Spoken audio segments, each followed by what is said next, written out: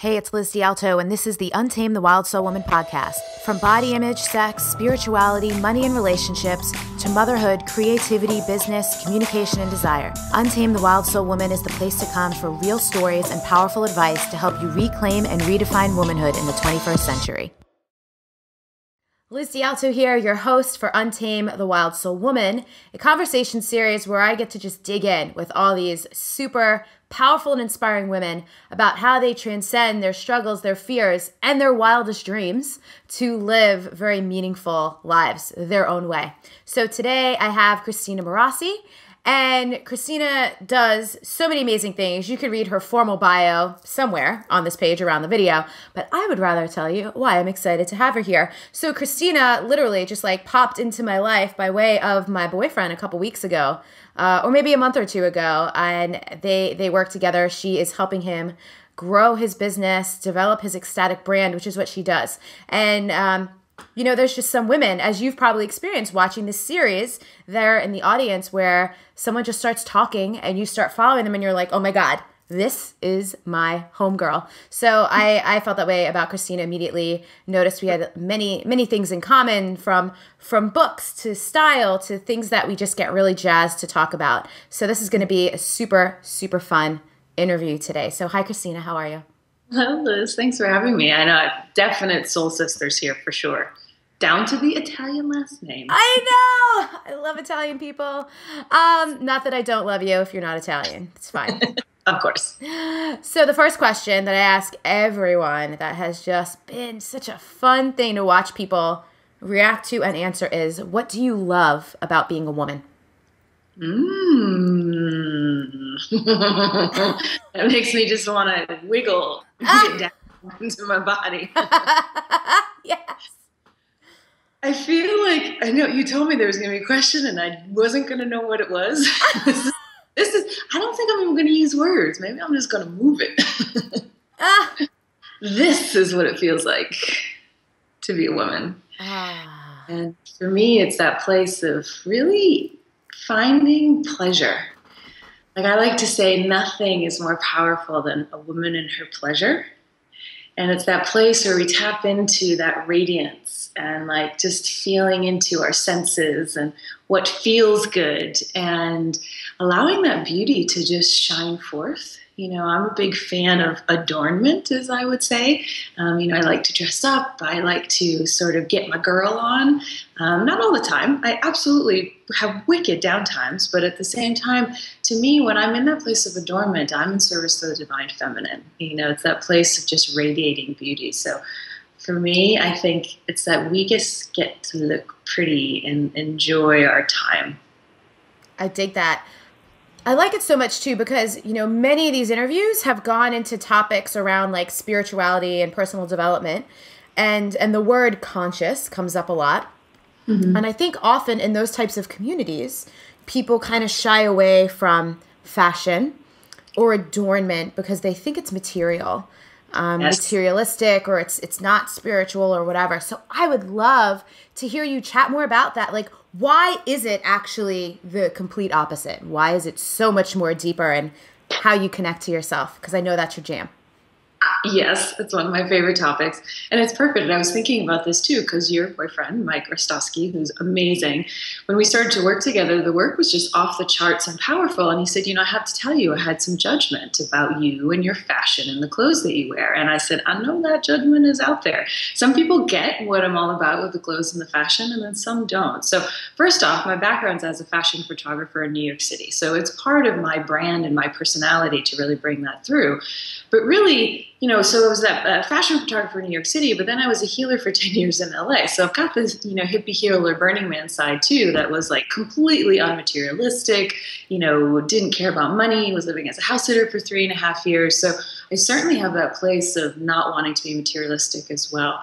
And what I found for myself is, you know, as a healer, I was an energy worker for 10 years. So I really am always fascinated by like, where are things moving? Where's energy flowing and where is it not? And also, where is energy at a higher frequency and where is it not?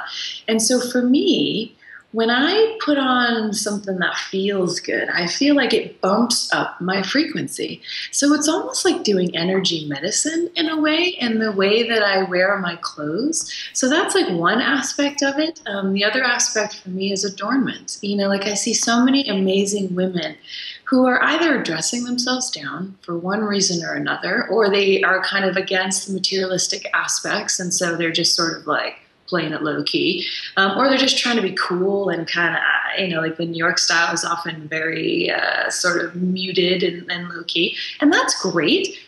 But the very definition of the feminine in my book is to show our beauty and to like really be gorgeous and to practice adornment. So for me, it's a high art. I had a healing session recently, and I was tapping into my devotion to the divine feminine, and I've always known it was there.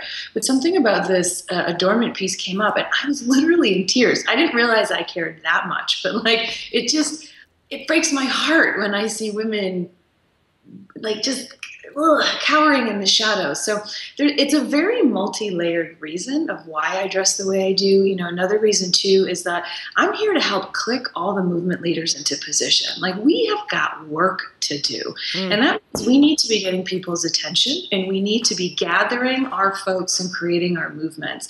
And the best way to do that is to access, I think, our star power. People pay attention when you are radiant.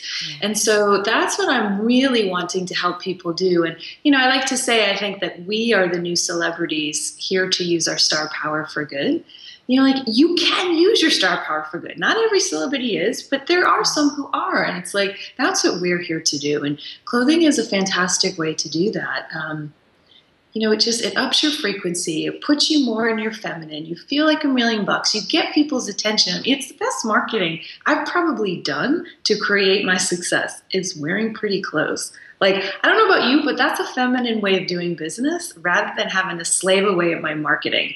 So I'm on board, and I hope that some other people can get on board with me around that. Yeah, I love it so much. And even, I could relate in my relationship to jewelry. For many years, I labeled myself as not into jewelry.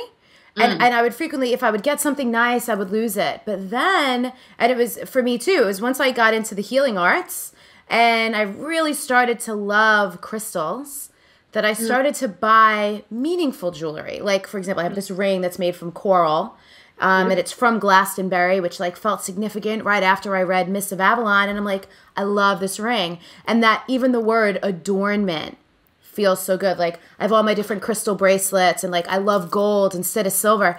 And coming into that and being like, like this is the stuff. It does. Like it feels amazing. And even on days, as someone in fitness, so whoever's watching, maybe you wear a uniform to work. Maybe you don't have complete like freedom around what you wear every single day all the time, but you can wear a pair of earrings, or you could wear a ring, or you could just put on something that makes you feel more like you. Totally. And I love that your expression is a bit more like high fashion, but that's like your style of it. And it's cool. It's an amazing concept that I really appreciate. So thank you for sharing that piece of it. As a body person, what I also love about it that I'd love to ask you about, because I know you've worked with so many women around this, is a lot of women use clothes to hide because they're ashamed of their body. And I like what you said about, again, the emphasis being on how the clothes, how the jewelry makes me feel. So how do you work with women through that, like those women who like to hide in their clothes? Well, first up, if they come to me, they're usually willing to work through their visibility issues. Because again, hands down, we got work here to do. Like we cannot be hiding in the shadows. Like I just know, I'm sure you draw in this audience too, like people who know they're here for something special. There's something we've got to do.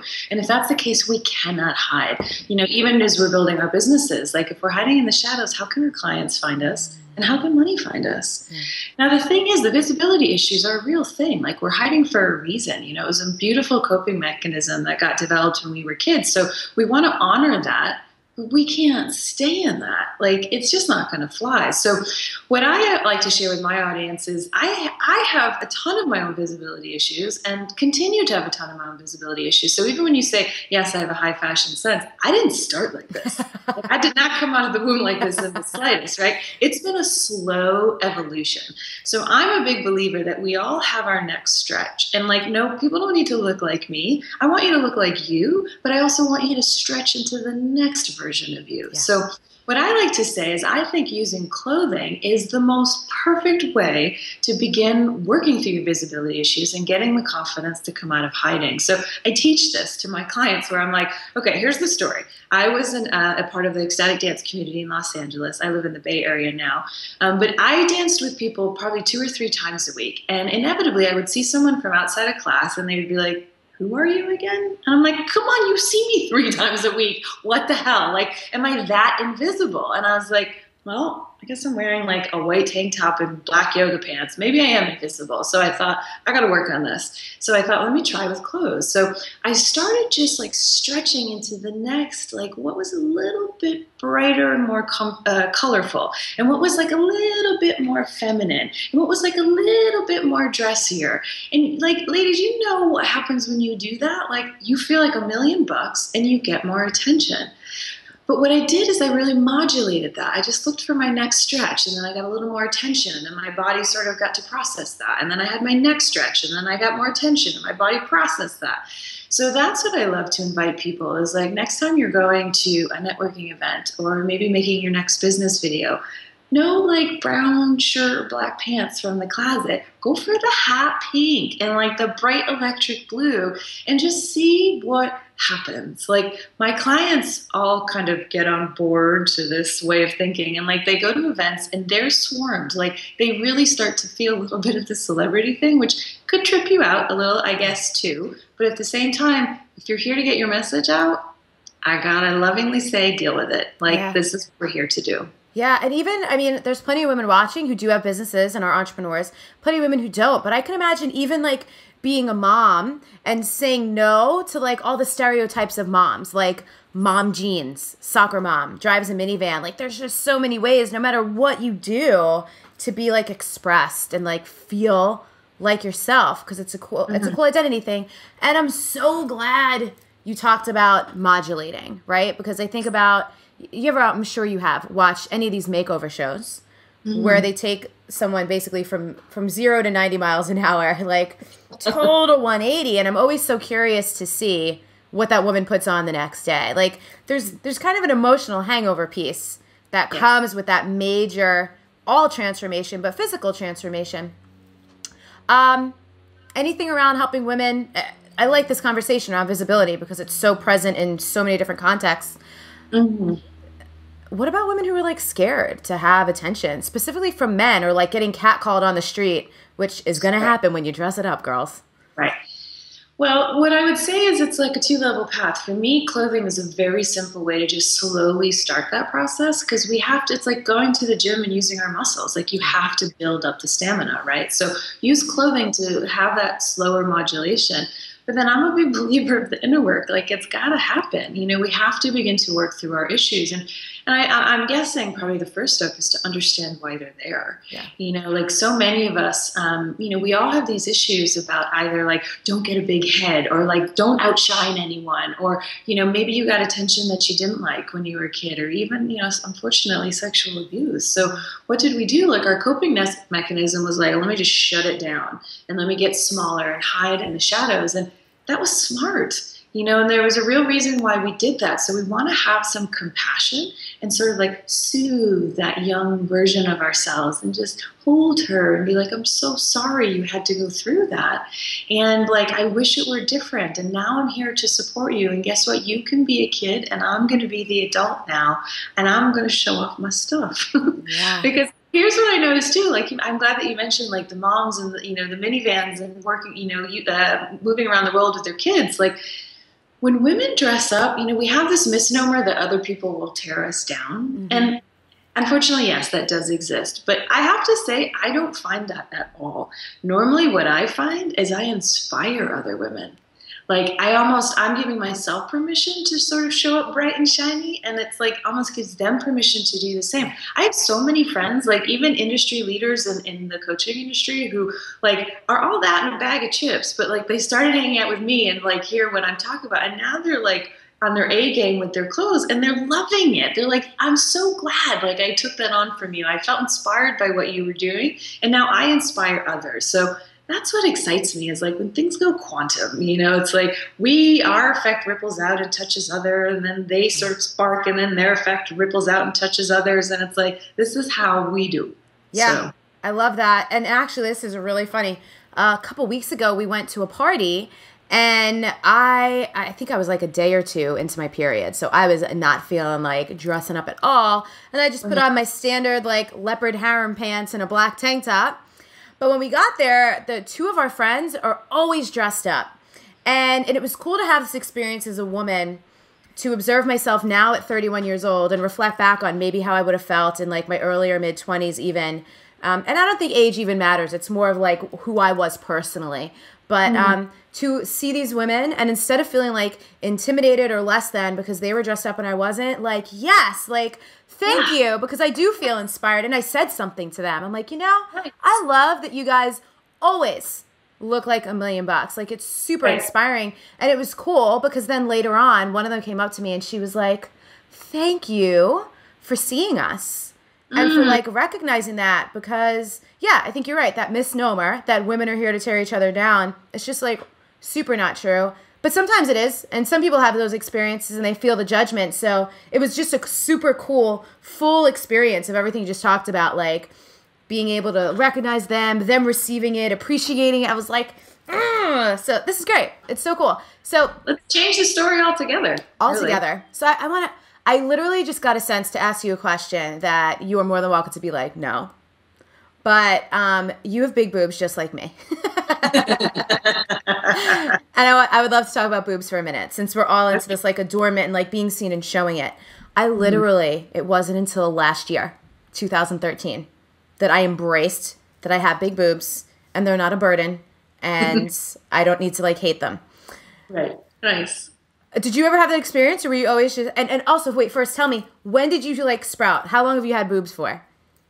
It's funny. It's only actually been a couple of years. Now, I'm in my 40s. So this is, I don't know what happened. Even my friends are like, what happened exactly to you? And I'm not exactly sure. Like in this moment, I have gained some weight. So maybe that's part of it. But they kind of grew before that process had even started. So I'm guessing it was because I've been doing so much work to get into my feminine, and I was doing Tantra dance of feminine power and just really opening up in those areas. And I was like, maybe that grows the breasts. I don't know.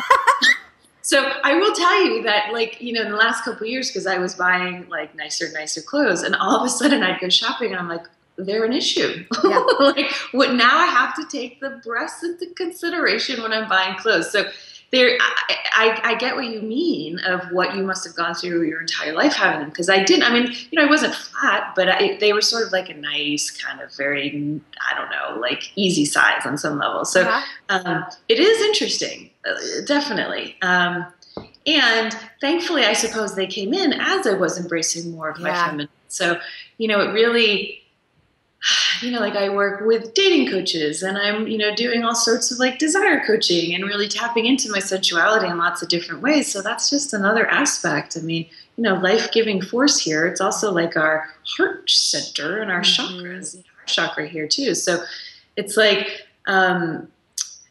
one of the things I do with my clients is I'll often create a photo shoot experience for them. I used to take the photos. I don't take them now anymore. I help them kind of get into their bodies, and I handpick photographers. But as I'm getting them into their bodies, inevitably I'm like, shoulders back. And as they do this, I'm like, put your shoulders back as far as you can possibly go. So we all do that. And inevitably it's like, you almost feel like I'm being completely inappropriate. I'm just putting girls out for everyone to see. And I ask them to then look around the circle at everyone doing the same thing. And I'm like, does it look weird? Does it look inappropriate? And everyone's like, no. Actually, it just looks like a woman is in her power and her confidence and open in the heart center. So it's all this like brain rearranging that we need to do. unfortunately, we don't come from a matriarchal society. Like, we're all trying to like kind of let go of the patriarchy that didn't work and then find this new rise of the feminine that's a truer, more empowered place. So we gotta all love our girls, I think. I love that exercise. So if you're watching, even just do it now, right? And see how you feel about like sticking them out. So that was something I started doing too, just like walking out. I stopped wearing bras. I've decided that nipples are my new favorite accessory. And Wow. and so exactly what you talked about, right? It's like finding your next uncomfortable edge. And so that was an uncomfortable edge. So I used to like maybe once a week go out to like the grocery store without a bra. But now it's like literally very rare that I ever wear one. And it's interesting because I'll be walking with Mike and he'll be like, that dude was literally just grilling your titties. And I'm like, great, he's welcome. Because like I don't feel unsafe. And some people do. And if that's where you are, like, you don't need to do this. But it's just kind of like, my body's art, right? Like, do you feel inappropriate going to a museum looking at a nude painting? No, because that's in the context of art. So what if me walking down the street is context of art? Yes, I like it. So fun, right? Cool. Yeah. So under this topic of untame the wild soul woman, I know a lot of this has happened for you personally and professionally. What have been some of the sticking points, like the big struggles for you? Ooh. Gosh, I got to tune in on that one. Yeah, take your time. Whoa. Well, I suppose just wounding, general wounding that I carry. I am a little bit of a classic tortured soul on some level, and I have real wounding to back that up. My brother died when I was 13 of cancer and he was 11. And I've done so much inner work around that, time and time and time again. And I still carry so much of that wounding. Like, there's a lot of leftover grief. There's a lot of leftover, anger at, the powers that be. So that is generally the stuff I have to keep working through time and time again. So talk about outshining. Like, it's a different sort of version of it, but it's a little bit of survivor skill. To like, every time I go for my next expansion, it's like, I got to kind of go through another round of healing of like, how can I have a life when my brother is dead? And none of this is conscious. Of course, I understand he'd want me to have this life. But, we're talking about a 13-year-old molecular system that's not quite, I'm working on updating, but not totally there. And then, of course, in regard to, say, manifestation and abundance, like me and GOD like need to do some couples counseling very often. So, there's still stuff that I'm working through around that because, my brother died, for God's sakes, and like we were doing creative visualization in my family and, all sorts of interesting stuff back in 1984. So I got issues around that, right? So as I've stepped into success in my business and allowing myself to be receptive as a woman and to call in pleasure and to call in abundance, I have to continually like do inner work, be in therapy, get body work, like all sorts of stuff to just keep shedding that stuff so I can really ideally be in that place of like cosmic collaboration and allowing everything to flow. But it's been a tough journey for sure. I'm so glad that I'm just writing down. I like that you just said cosmic collaboration. Thank you for sharing that. I know it's super personal, but this is life. Like, everyone has stuff, and something that comes up a lot in my community is that there's no hierarchy of pain. Because Nice. there might be women watching going, well, my brother didn't die. Like, I should be grateful, or I shouldn't worry about my wounds. Like, I've only had this like mild thing. And because that's what we do as women, right? We compare ourselves. Like, we compare the way someone looks to someone's suffering to all this thing, all to kind of just like propagate this story that I don't need as much as I might desire or whatever. But, what have been, and this is straight up just like your personal experience, just so people know what's available. What have been some of the modalities? I know you've mentioned healing, you've mentioned therapy, that have been the most helpful for you in moving through these processes. Great question. And yeah, I do just want to reiterate that, pain is so relative. Yes. Like, it really is. So absolutely, this is my wounding, but your wounding is your wounding. Yeah. And all a little wounded. It's all relevant. It's all relevant. So I found a therapist that I loved who, it wasn't just talk from the head. Like it felt a little more holistic. So that was powerful because I felt like, like I've gone to healers too, but for me, the therapist was great because she sort of understood developmental patterns that may have happened or did not happen in my childhood. So that was helpful.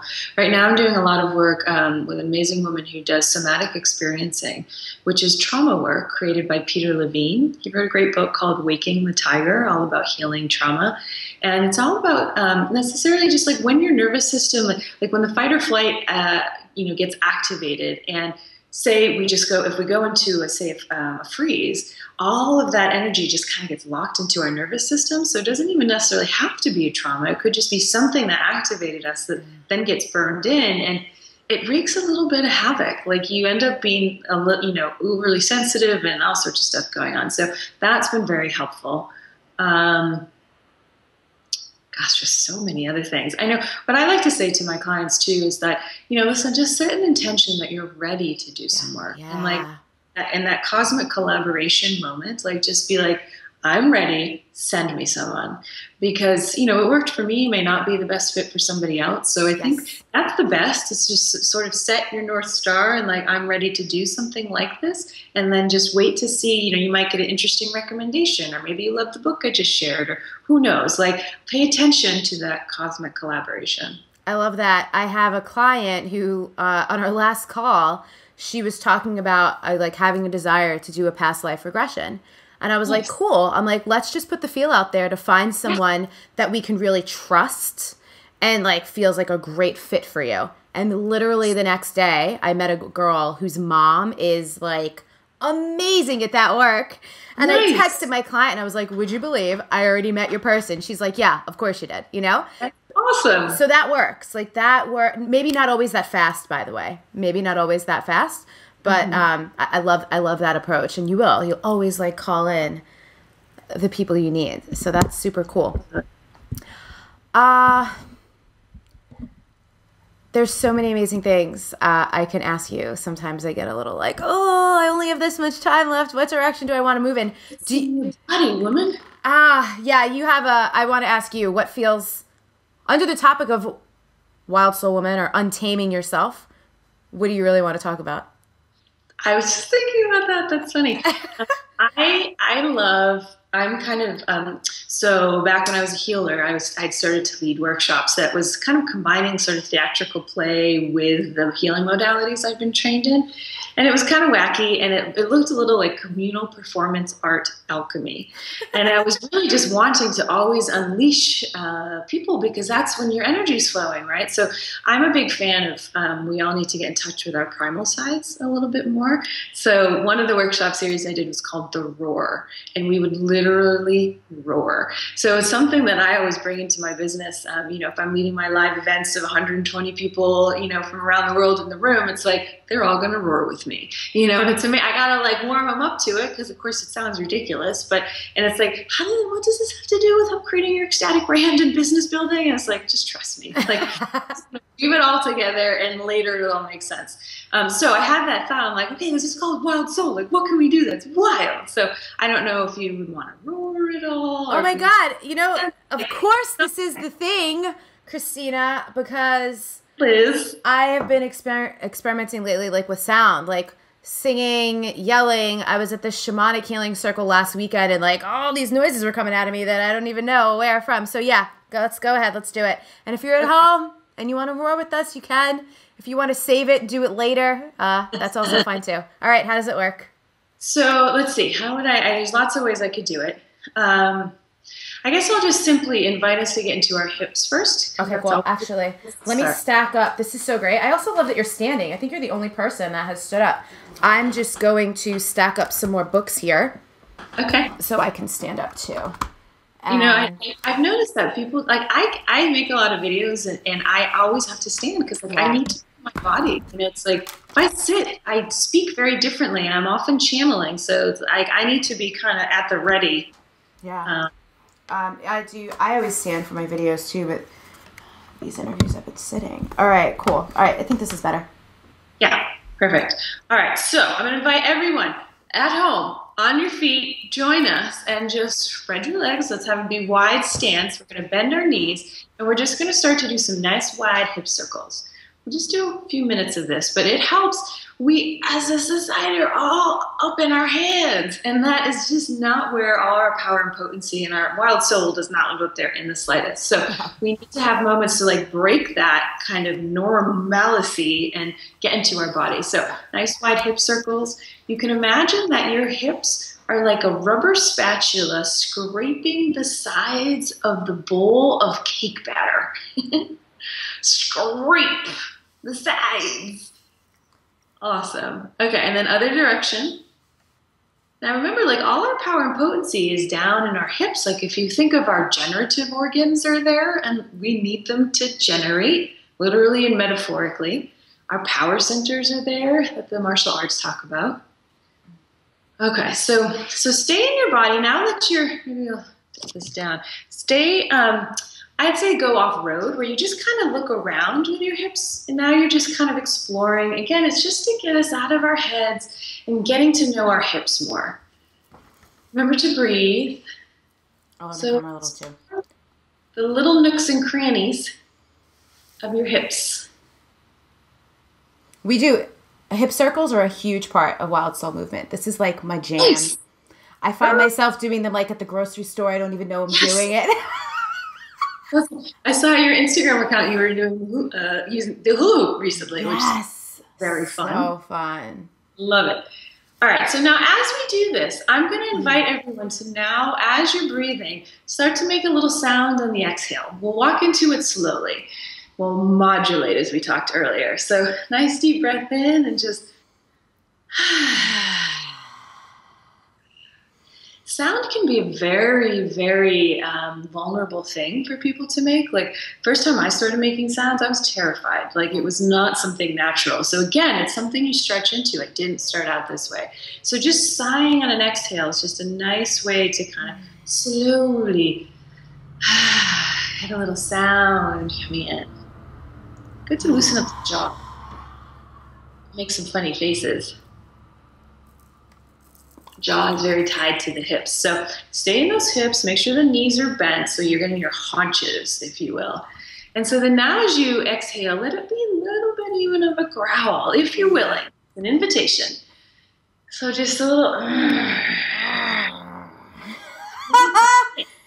kind of like a snake. Like whatever your expression is. But make something up with your mouth.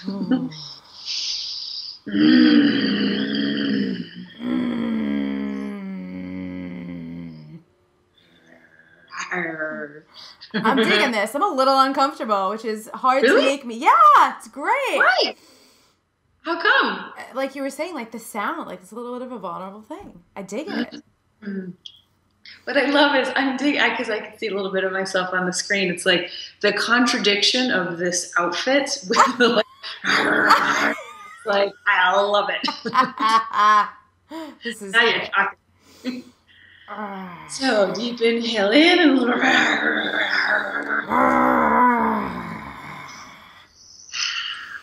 this really does push our bodies because we've all become good little busy. We're societized, and like we have. To me, the wild soul is when we break those chains. This is actually nothing. You should see the crazy shit that I make people do. We do all sorts of weird, wacky, grotesque movements as a way to kind of.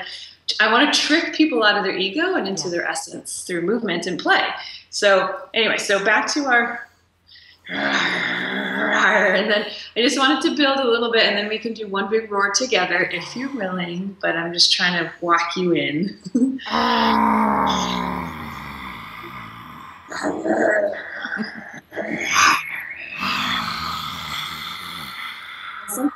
Mind, ideally, the sound comes from the belly. Inevitably, we kind of make it come from the throat, and that's going to hurt a little bit. So ideally, just for the next try, just see if you can let it come from the belly. Oh, that one released something in my neck. Nice.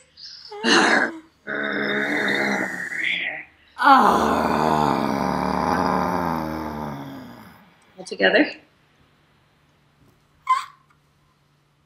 Are you? What? Are you ready for one loud one all together? Yeah. Are you going to give us a count? Yeah. Okay. So on the count of 3. Now remember, let it come from the belly. Make sure you're in your hips. And just open up that throat. And even if there's people, I'll tell you what, kids love to do this. You're be a little freaked out, but they'll also kind of like it. And even if, if you've got some people nearby, you can't, it can be a quiet growl. You can still join in. Okay, so getting into the hips, bending those knees, feeling those hunches, and on the count of 3. 1, 2, 3.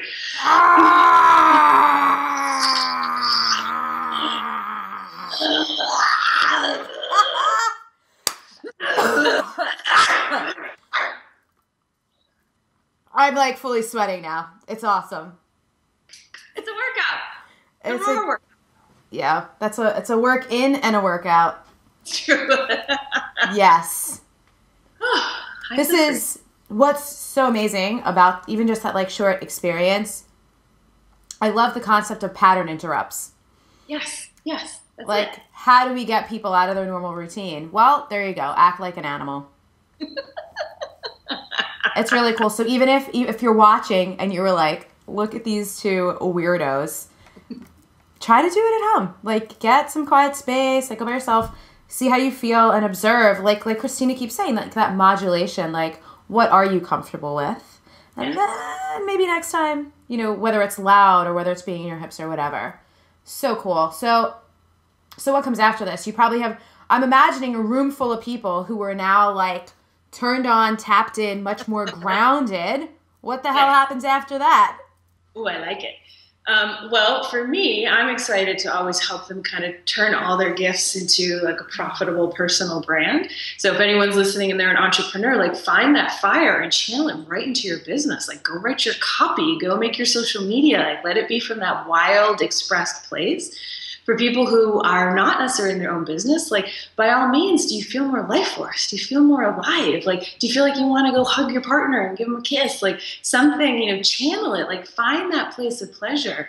And sometimes, too, we express ourselves and it's almost a little we've overextended and it feels a little vulnerable. Yeah. And so I weave in a lot of my background of my healing arts and the way that I teach business. So apparently the Tibetan shamans used to chew as a way to digest things. So I will often, again, have a room full, 120 people. We're all just chewing our cud to help to process. So in case anyone roared and it's a little oh my God, what did I just do? Mm-hmm. Process it. Let the body begin to metabolize. Chew it up. And then ideally, where can you have a little more pep in your step? Where can you feel a little freer? Where can you wear clothes that are a little bit dressier? And, where can you find a little more of that mojo? And if you're in partnership, it's going to feed that partnership like crazy. Your man is going to be enjoying that for sure. Wow. And then even with your kids, maybe you'll feel freer to play with them or get on the floor and get into animal bodies with them. The kids are waiting and dying for this stuff. Yeah. They want us adults to chill the fuck out. So, by all means, unleash your wild soul, as Liz likes to talk about, and then channel it into your life, ideally, and your business and your career and your relationships. And you use a major buzzword that comes up with my clients all the time, which is just play, play. Yeah. I had someone yesterday that I was do me a favor, just take your dog to dog park, just watch the dogs. Because people say that. You probably get this too, I don't know how to play. And it's you do. You're not remembering right now. So where can you go find, sometimes when people are trying to be creative, people will say, well, take yourself on an artist date. Go in nature, go to a museum. But it's if you can't play, just watch some actual animals playing. Totally. It feels so good. And even I like to challenge my clients too to go take a class that scares the bejeebers out of you. Yeah. Go find an improv class or a dancing class of some kind or, a painting class. Find that creativity and that wildness, let that come through in lots of other ways. And it'll just feed everything in your world. I love it. And I love that it was. You just created a somatic experience for us. Thank you. Yeah. So people can find you at your website, which is your name, ChristinaMorassi.com. Yes. And anything you're especially, actually, let me say this before I do that. you wrote a really amazing blog that I loved because you talked about something that actually, I don't know if it has come up on many of these calls, but I wish it had. The idea of a container. Mm-hmm. And so I love the way, because you mentioned alchemy earlier, and even like the reason I'm bringing this up, even though it's kind of a tangent at the final ends of the interview here, is that what we just did, like you mentioned, might leave people with a little bit of that like vulnerability hangover, like Brene Brown calls it, and that's cool if you have a container for it, right? So can you just briefly let people know like what that means? Sure. It's definitely a deeper topic, but it's one of my favorite topics. Back when I was, the hippie healer, Burning Man girl, leading my workshops, felt like I was doing a PhD in containers, self-directed, of course. But basically where that came from for me is, I'd read something in a book that Liz and I both really love by a man named Tom Kenyon, and he explained what alchemy is. And he said, you need three things. You need something to transform, you need the energy to transform it, and you need a container or a vessel to do it in. And when I was a healer, what I would inevitably see were these talented healers that would create all this transformation, but they wouldn't create the container or the vessel. And so the transformation would just sort of dissipate out into the universe. And that's just not going to serve us really. So I started to look at how do I create that container and that vessel, and not in a place where it's limiting, but where it's a harnessing. And so there's lots of ways to do that. If you go to ChristinaMorassi.com and at the top it says blog and you click on that, I think it's a very recent blog. Yeah.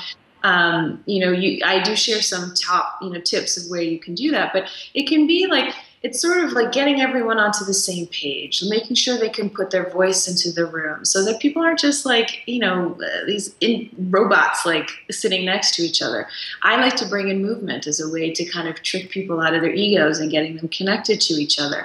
And what happens is all these individuals are in a room, but you start to break down that separation, it starts to almost kind of create a little bit of centrifugal force, right? And so that's really where that container can happen. And now the transformation, it's going to be like a group experience. One person might have a major breakthrough, but then if we're all reflections of each other, that's our breakthrough too, right? So it's definitely in the woo-woo category, but it's stuff that I have found has actually contributed to my business success for sure.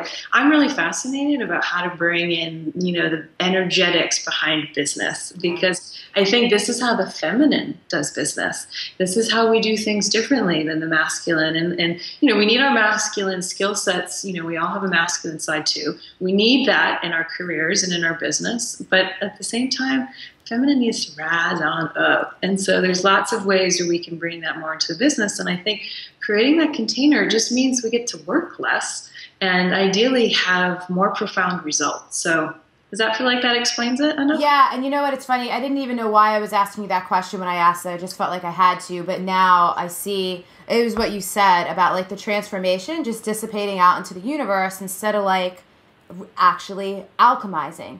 So even if...